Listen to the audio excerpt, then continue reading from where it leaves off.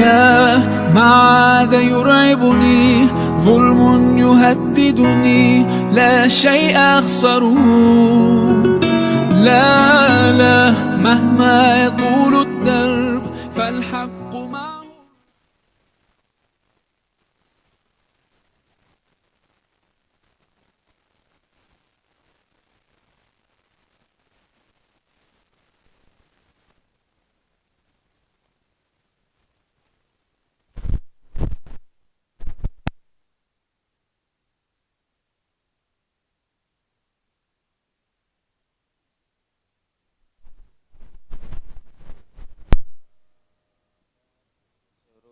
أنفسنا وسيئات أعمالنا من يهده الله فلا مضل له ومن يضلل فلا هادي له أشهد أن لا إله إلا الله وحده لا شريك له وأشهد أن محمدا عبده ورسوله لا نبي ولا رسول بعده Allahumma salli ala Muhammadin an-nabiyil ummi wa azwajihi ummahatil mu'minin wa dhurriyyatihi wa ahli baitihi kama sallaita ala Ibrahim wa ala ali Ibrahim innaka hamidum majid amma ba'd. Bapak Ibu dan saudara-saudara jamaah Majelis Taklim Masjid Al-Azhar yang semoga Allah Subhanahu wa taala menjadikan kita seduluran di dunia, kelak mudah-mudahan bisa bertetangga di surga. Malam hari ini kita akan melanjutkan kajian kitab Al-Iman. Dan di kurang lebih 2 bulan yang lalu ya, kita itu sampai pada maknal imani bil malaikah, yakni makna beriman kepada malaikat. Dan 2 bulan yang lalu kurang lebih ini belum tuntas, sehingga ini adalah bagian kedua. Adapun judulnya, tema yang kemudian flyernya dibuat oleh panitia, ketika malaikat tidak berpuasa, ini memang ada semacam tambahan atau selingan yang muaranya karena sebentar lagi kita akan memasuki bulan Ramadan ya. Sehingga kita perlu untuk mengkaji bagaimana ketika ada kisah yang kisah itu menunjukkan pernah malaikat itu tidak puasa, yang akhirnya kemudian menghadapi berbagai macam fitnah, baik fitnah syahwat yang kaitannya perut, juga fitnah syahwat yang kaitannya seksual ya. Itu kita jumpai dalam tafsir Quran surat Al-Baqarah ayat 30 ya, di mana di dalam Quran surat Al-Baqarah ayat 30 Allah Subhanahu wa taala berfirman, wa idz qala rabbuka lil malaikati inni ja'ilun fil ardi khalifah. Wa id, dan ingatlah, qala rabbuka, ketika Rabbmu berfirman, lil malaikati, kepada para malaikat, inni, sesungguhnya aku Allah, ja'ilun fil ardi khalifah, akan menjadikan seorang khalifah di muka bumi. Ini planning Allah yang Allah sampaikan kepada para malaikat. Nah, lanjutan ayat itu ternyata ada kalimat yang muaranya itu seperti protes ya. Qalu, para malaikat kemudian mengatakan, ataj'alu fiha may yufsidu fiha wa yasfikud dima. Wahai Rabb kami, kenapa engkau akan menjadikan di muka bumi orang yang akan membuat kerusakan di dalamnya dan menumpahkan darah. Perkataan malaikat ini memang multi tafsir, Bapak Ibu yang dirahmati Allah, ya. Sebagian menyebutkan bahwa pernah ada makhluk mirip manusia yang kemudian diciptakan oleh Allah di muka bumi. Ternyata makhluk yang kemudian diciptakan oleh Allah mirip manusia tersebut penggaweannya ngerusak, ya, bahkan saling membunuh, dan akhirnya kemudian makhluk tersebut dilenyapkan dan dibinasakan. Sehingga pernah ada makhluk yang demikian, akhirnya kemudian malaikat ini kemudian menyampaikan kepada Allah, ya Allah, kami makhluk panjenengan yang senantiasa taat segala perintah-perintah panjenengan, senantiasa bertasbih, bertahmid, bertahlil, bertakbir kepada panjenengan. Lan apa panjenengan badhe membuat makhluk di muka bumi yang membuat kerusakan dan menumpahkan darah. Ini tafsir yang pertama, ya. Tafsir yang kedua, malaikat menyampaikan yang kalimat yang muaranya seperti protes ini. Kemudian Allah Subhanahu wa taala menjawab, qala inni a'lamu ma la ta'lamun. Yang sebelum ini ada kalimat wa nahnu nusabbihu bihamdika wa nuqaddisu lak, sedangkan kami senantiasa mentasbih dan memuji engkau dan mensucikan engkau. Kemudian Allah menjawab, qala inni a'lamu ma la ta'lamun, sesungguhnya aku Allah lebih mengetahui, ya, maha mengetahui apa-apa yang tidak kalian ketahui. Tafsir yang kedua itu menyebutkan ketika Allah menjawab dengan jawaban qala inni a'lamu ma la ta'lamun, para malaikat yang kemudian memprotes qalu ataj'alu fiha sampai akhir itu semuanya merasa menyesal. Bahkan kemudian mereka yang mengatakan seperti itu dalam kitab At-Tawwabin yang ditulis oleh Syekh Al-Alim Az-Zahid Ibnu Qudamah Al-Maqdisi, itu kemudian disebutkan para malaikat itu kemudian mengelilingi arsy Allah, merasa menyesal dan bertobat kepada Allah selama 4.000 tahun lamanya mereka mengelilingi arsy Allah.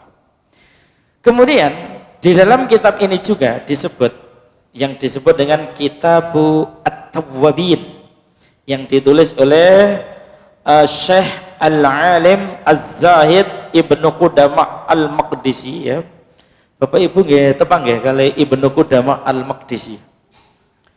Beliau itu ulama hebat, terlahir di daerah Nablus dekat Baitul Maqdis yang ada di Palestina.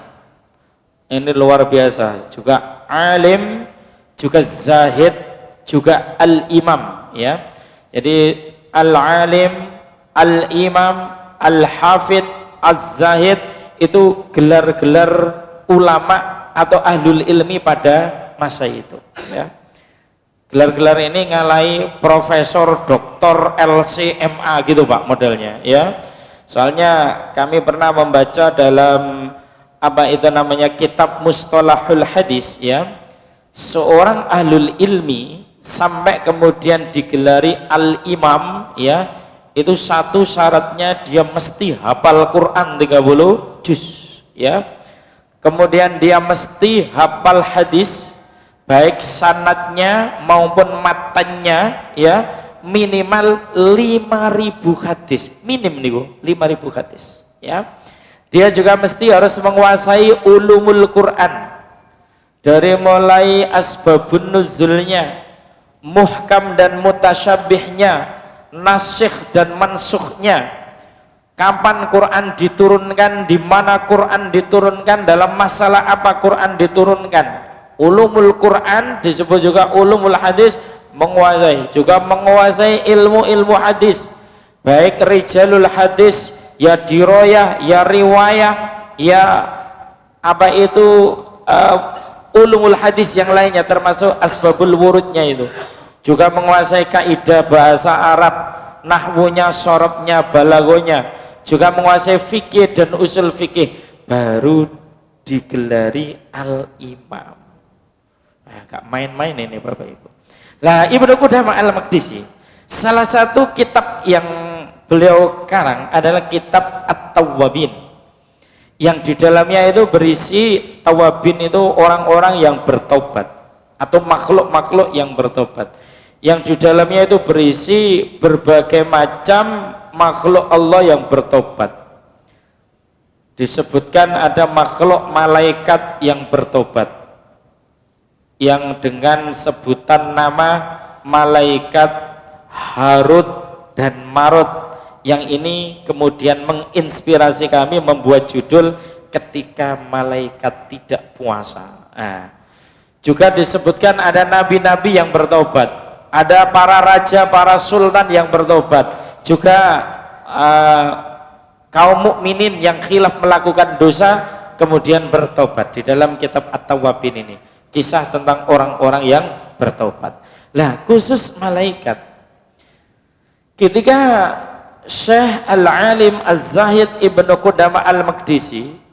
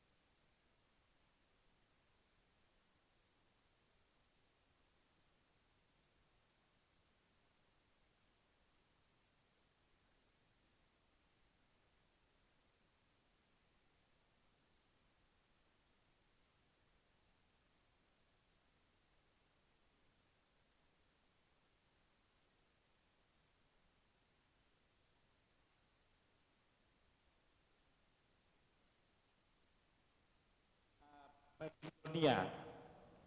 Di sebagian yang lain memang menyebut daerah yang lain, ya. Malaikat ini kemudian mengatakan, saya ingin menikah denganmu, ya. Wanita ini bilang, kalau kamu ingin menikah dengan saya ada syaratnya. Syaratnya kamu harus menyembah apa yang saya sembah. Apa yang kamu sembah? Yang saya sembah adalah patung, ya. Ini yang saya sembah, ditunjukkan patung. Kemudian malaikat itu ingat bahwa menyembah patung itu kesyirikan. Kami tidak mau kalau berbuat syirik selama-lamanya. Kalau itu yang menjadi syarat, kami tidak akan mau untuk menyekutukan Allah. Mungkin ada syarat yang lain. Kemudian wanita itu membawa anak kecil. Ada syarat yang lain. Kalau kamu ingin menikah dengan saya, kamu harus mau membunuh anak ini. Kemudian malaikat berpikir membunuh itu termasuk dosa besar. Kami tidak mau untuk membunuh, ya. Mungkin ada syarat yang lain untuk bisa menikah denganmu. Akhirnya kemudian diberikan kepada malaikat ini syarat yang lain, yakni minum khamr. Minum khamr. Malaikat kan ya minum khamr. Ketoke minum khamr iki tobaté gampang ya, Pak ya.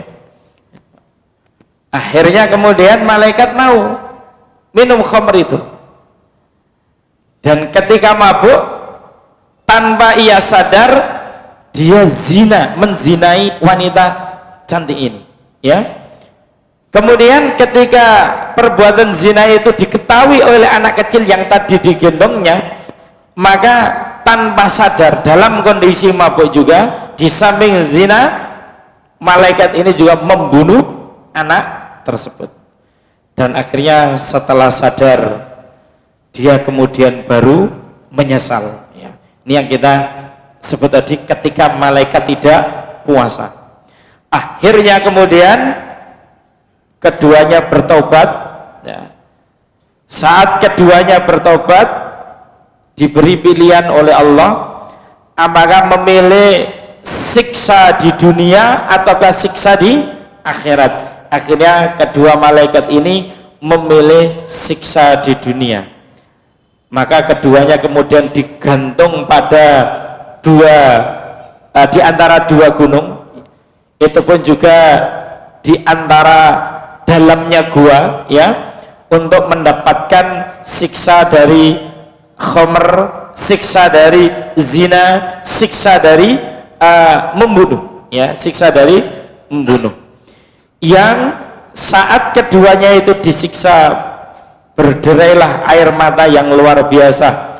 Saat kemudian dalam beberapa asar itu juga disebutkan sempat bertemu dengan Nabi Idris alaihissalam.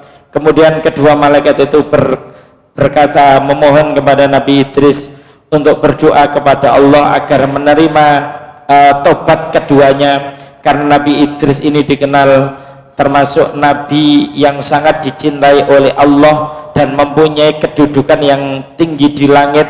Di samping itu sangat terkenal karena ibadah dan amalannya bagi para penduduk langit. Nah, ini menunjukkan betapa apa itu namanya nafsu syahwat itu kemudian ketika tidak dikendalikan dengan puasa, itu muaranya adalah kerusakan, muaranya adalah kemungkaran. Dan setiap dosa dan kemungkaran itu ujung akhirnya kalau tidak ditobati adalah kehancuran dan kebinasaan. Kalau tidak sekarang ya besok, kalau tidak besok ya besoknya lagi. Dosa dan maksiat itu kalau tidak ditobati muaranya adalah kebinasaan, kehancuran, ya. Seperti itu. Nah, sehingga dari Quran surat Al-Baqarah ayat 30 yang kemudian ini dilampirkan sebuah kisah tentang Harut dan Marut, ini memberikan satu pelajaran berharga kepada kita bahwasanya syahwat yang ada pada diri kita itu harus selalu diwaspadai, harus selalu diarahkan dan dibimbing. Kita tidak bisa menghilangkan syahwat karena itu fitrah dalam diri kita yang telah Allah tetapkan, tapi syahwat itu bisa diarahkan ya. Sehingga juga salah Bapak Ibu ketika ada orang yang mengatakan kalau nikah jangan landasannya syahwat loh, jangan landasannya nafsu loh. Ini perkataan yang keliru itu ya. Kalau tidak ada nafsu, tidak ada syahwat kan berarti tidak menikah akhirnya, kan begitu. Jadi syahwat itu justru kemudian dengan menikah itu diarahkan kepada perkara yang halal dan diridhoi oleh Allah Subhanahu wa taala. Selanjutnya kita akan meneruskan kajian kita tentang makna beriman kepada malaikat. Ini untuk poin-poinnya ini sudah kita sampaikan di pertemuan yang lalu ya. Di antara makna beriman kepada malaikat itu yang paling pokok ada 4 ini ya. Satu, al-imanu biwujudihim ya, beriman tentang keberadaan mereka. Kita meyakini dan mempercayai malaikat itu benar-benar ada, bahwa malaikat itu tidak sekedar sifat, akan tetapi malaikat adalah makhluk ya, makhluk yang Allah ciptakan dari cahaya. 2, al-imanu biman alimna ismahu minhum ka Jibril.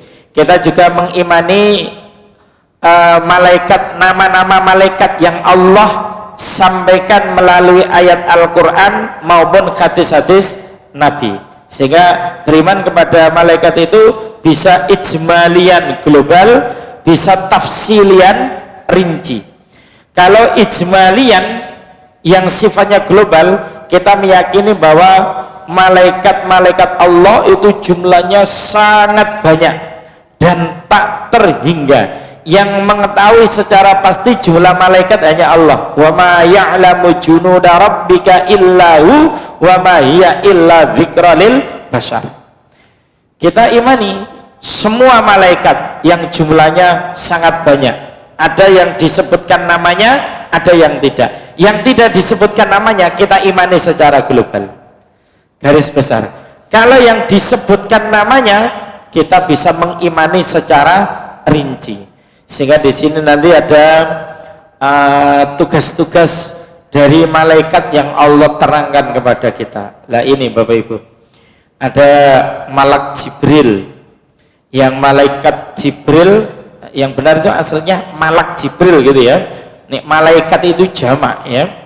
Malak Jibril dia adalah roisul malaikah, dia adalah pemimpinnya para malaikat.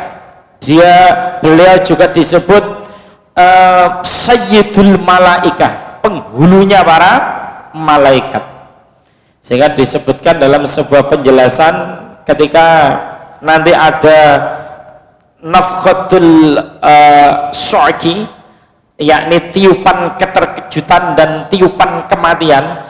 Kemudian dengan tiupan itu seluruh alam semesta ini hancur dan seluruh makhluk terkejut dan kemudian mati ya. Ada 3 malaikat yang langsung tidak mati ya. Satu yang dikenal dengan malakul maut, malaikat kematian, biasanya dikenal dengan Israel ya, tapi yang kuat itu malakul maut, malaikat kematian. Yang kedua adalah malaku Israfil, malaikat Israfil yang bertugas meniup sangkakala. Kemudian yang ketiga adalah malak Jibril.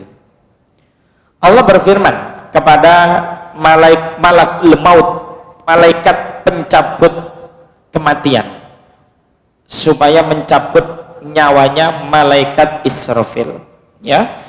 Kemudian akhirnya malaikat Israfil dicabut nyawanya, mati. Kemudian Allah berfirman kepada malakul maut untuk mencabut nyawa sendiri. Ya, kemudian malaikat itu mencabut nyawanya sendiri. Kemudian malak Jibril, ya ini menunjukkan malaikat Jibril itu aminun fis sama, makhluk yang paling terpercaya di langit. Beliau adalah sayyidul malaikah, penghulunya para malaikat. Malaikat Jibril itu yang cabut rohnya itu Allah sendiri. Malak Jibril diperintahkan untuk sujud dan Allah mencabut nyawanya.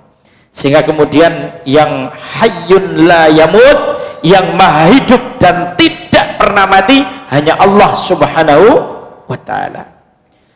Kemudian ada malak Mikail yang bertugas untuk merawat tumbuh-tumbuhan dan juga hujan. Ada malaikat Israfil yang bertugas untuk meniup sangkakala. Ada malakul maut yang kita mengenalnya dengan malaikat Israel, pencabut nyawa. Ada malaikat Mungkar dan Nakir, ini adalah penanya di alam kubur. Yang malaikat Mungkar dan Nakir ini warnanya sauda uzzarqa, hitam kebiru-biruan, ya. Kemudian ada malaikat yang muakibat, yang senantiasa menjaga manusia, ya, menjaga manusia. Sehingga tiap kita itu ada dalam Quran surat Ar-Ra'd, kalau nggak salah ayat 11, ya. Tiap kita itu sebenarnya dijaga dan diikuti oleh 20 malaikat, ya, tiap manusia, ya. Ada malaikat yang tugasnya siang, ada yang tugasnya malam. 10 malaikat siang, 10 malaikat malam, tiap manusia. Sehingga setiap manusia itu dibersamai 20 malaikat. Berarti kan jumlah malaikat dengan jumlah manusia lebih banyak malaikat.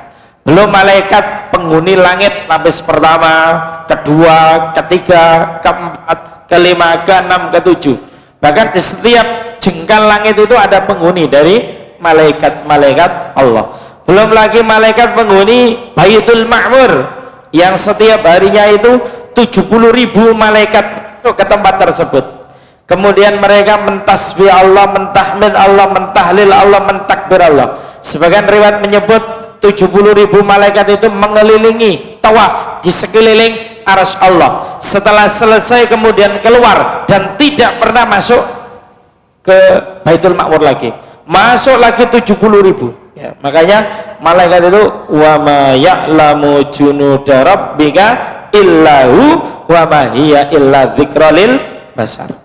Lah, malaikat-malaikat yang kemudian ditugasi Allah, ini juga ada kiramul katibun, yang malaikat itu bertugas untuk mencatat amalan-amalan hamba baik maupun buruk, ya, yang terkenal dengan raqib atid, ya, terkenal dengan raqib atid. Sebutan yang lain itu kiramul katibun, ya, juga khazinul jannah wa khazinun nar, malaikat penjaga surga, malaikat penjaga neraka. Wa hamlatul arsh, juga ada malaikat yang bertugas untuk menyanggah arsy-nya Allah atau memikul arsy-nya Allah subhanahu wa ta'ala. Lah, ini semuanya wajib kita imani, karena memang disebutkan dalam ayat Al-Quran, juga disebutkan dalam hadis-hadis Rasulullah sallallahu alaihi wasallam. Selanjutnya, ini apa itu namanya, satu pendapat, ya Bapak Ibu, satu pendapat yang kemudian juga bisa kita jadikan satu pedoman, ya. Seringkali disebut malaikat pencabut nyawa itu dengan nama Israel, kan begitu, ya, Israel. Menurut penelitian sebagian ahli hadis, itu nama Israel yang itu disematkan pada malaikat pencabut nyawa itu dalilnya lemah, ya. Dalil yang kuat itu adalah sebutannya malakul mauti, malaikat kematian, ya. Demikian juga penjaga surga yang sangat terkenal dengan sebutan Ridwan, Itu menurut penelitian sebagian ahli hadis itu juga dalilnya lemah, ya. Sebutannya yang terkenal itu adalah yang hadis sahih, maksudnya yang kuat khazinul jannah, begitu saja. Yang khazinul jannah itu dimaknai penjaga surga, ya. Dimantapkan di sini Israel wa Ridwan lam yurad dzikruhuma fil kitabi was sunnah, ya. Sebutan Israel dan Ridwan itu tidak disebutkan dalam kitab Al-Quran maupun sunnah yang sahih. A'malul malaika al-muta'alliqah bi bani Adam, ya. Pekerjaan-pekerjaan malaikat yang bertalian dengan anak cucu Adam, ya. Ada yang bertugas kitabatuhum rizkul insan, ya, juga wa ajaluhu wa amaluhu wa masyiruhu. Ada malaikat yang secara khusus ditugasi oleh Allah untuk mencatat dan menetapkan takdir rezekinya manusia, ajalnya manusia, dan juga amalnya manusia, serta tempat kembalinya manusia, apakah di surga ataukah di neraka. Ada juga di antara malaikat yang tugasnya itu huduruhum majalisal ilmi wa dzikri, ya. Ada malaikat yang secara khusus itu tugasnya hadir di majelis-majelis ilmu seperti ini, juga di majelis-majelis zikir. Ketika mereka kemudian mendapati majelis ilmu, mereka menggepakkan sayap-sayap mereka karena senang dan ridho kepada orang yang kemudian thalabul ilmi wa tafaqquh fiddin, menuntut ilmu dan memahami agama. Nah, hadirnya malaikat itu membersamai orang-orang yang menuntut ilmu dan memahami agama dengan iringan doa, diantaranya semoga kita itu diampuni oleh Allah, semoga kita itu mendapatkan rahmatnya Allah. Sehingga untuk menebur dosa itu tidak hanya melalui sholat, tidak hanya melalui puasa, tidak hanya melalui haji, umrah, jihad, tapi hadir di majelis ilmu itu juga bisa melebur dosa. Meskipun mungkin ngantuk, tetap oleh Pak ampunan Allah. Jangan nek menuntut ilmu ngantuk mboten napa-napa, pokoknya mboten mulai, ya. Jenengan tetap dapat ampunan Allah, dapat doa-doanya para malaikat. Itu keutamaan menuntut ilmu dan memahami agama. Sampai-sampai hebatnya keutamaan menuntut ilmu dan memahami agama itu, Sayyidina Abdullah ibnu Umar, ya, yang dikenal ahli hadis di zaman sahabat, itu pernah mengatakan majlisu fiqhin khairum min ibadati sittina sana. Ngaji itu iku luwih apik tinimbangane salat sunnah suwene swidak tahun. Swidak tahun. Saya ketika ada majelis ilmu di waktu duha belum selesai, jenengan kemudian sholat duha, itu kurang adab dan kurang tepat, ya. Menuntut ilmu itu hukumnya wajib, sholat duha itu hukumnya sunnah. Bagaimanapun sunnah tidak akan bisa mengalahkan yang wajib, kecuali Bapak Ibu, ya, kecuali jenengan bagi kesesonopo ngoten ya. Mungkin bagi ibu-ibu keseso masak, bagi bapak-bapak kesesonopo ngoten iku kecuali. Nah, apa-apa timbangane gak sholat duha ngoten nggih. Itu nggak masalah. Tapi kalau tidak ada udzur, lebih baik ikut majelis ilmu itu sampai tuntas. Ada juga muraqabatul insan wa kitabatu a'malihi. Ada yang bertugas untuk mengawasi manusia dimanapun dan kapanpun mereka itu kemudian senantiasa hadir dan mengawasi manusia dan mencatat amal-amal manusia. Maka tiap kita itu punya bitaqatul amal, kartu amal, ya, kartu amal. Tapi ini beda dengan BPJS begitu ya, atau apa kartu ini ya. Tiap kita itu punya kartu amal, Bapak Ibu.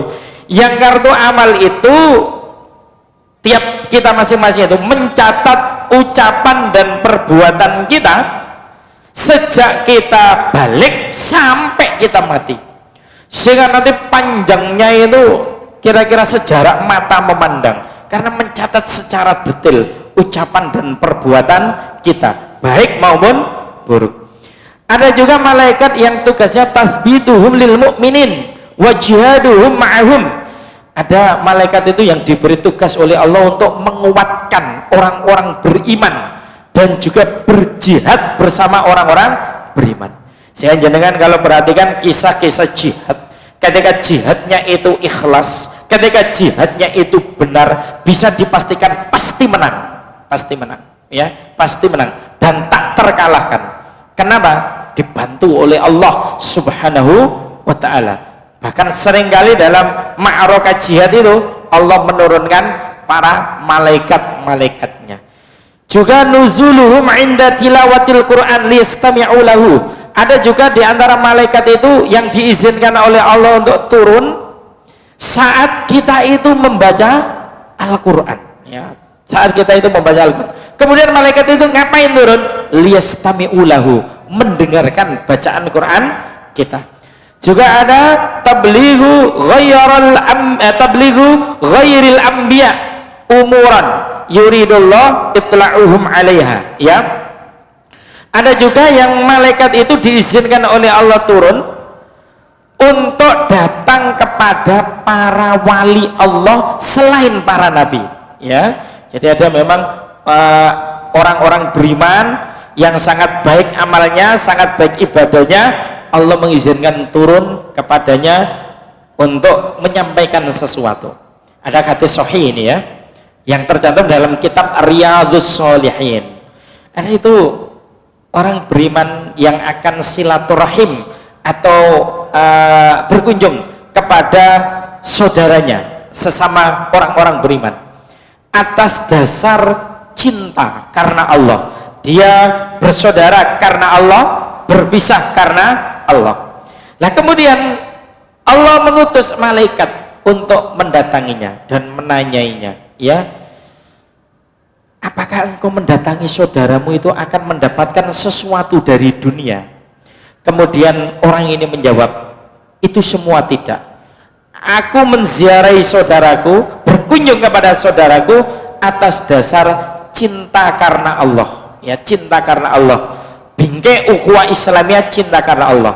Kemudian malaikat itu memberi kabar gembira, karena engkau mendatangi saudaramu atas dasar cinta karena Allah, Allah mengutusku untuk menyampaikan kepadamu bahwa Allah juga mencintaimu. Nah, ini memang ada.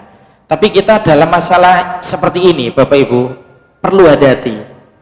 Perlu hati-hati, ya. Soalnya kan kita, apalagi misalnya kita yang merasa didatangi malaikat itu, ya, kita perlu hati-hati. Jangan kemudian langsung, saya itu manusia mulia, begitu, ya. Ini soalnya terkadang ada orang doa, ada orang zikir yang doa zikirnya itu ternyata tidak sesuai dengan tuntunan Quran dan Sunnah yang sahih, datang seperti makhluk yang berjubah putih, ya, ternyata itu bukan malaikat tapi jin, ya, itu terjadi, ya.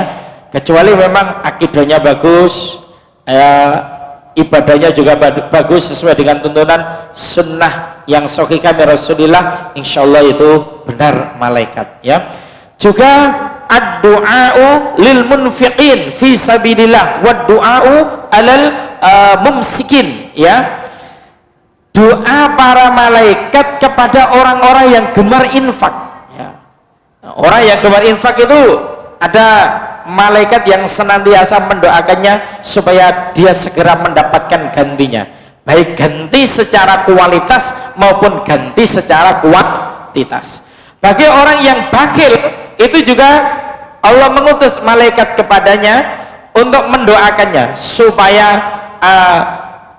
kelenyapan juga kehancuran bagi dirinya, bagi mereka yang bakhil.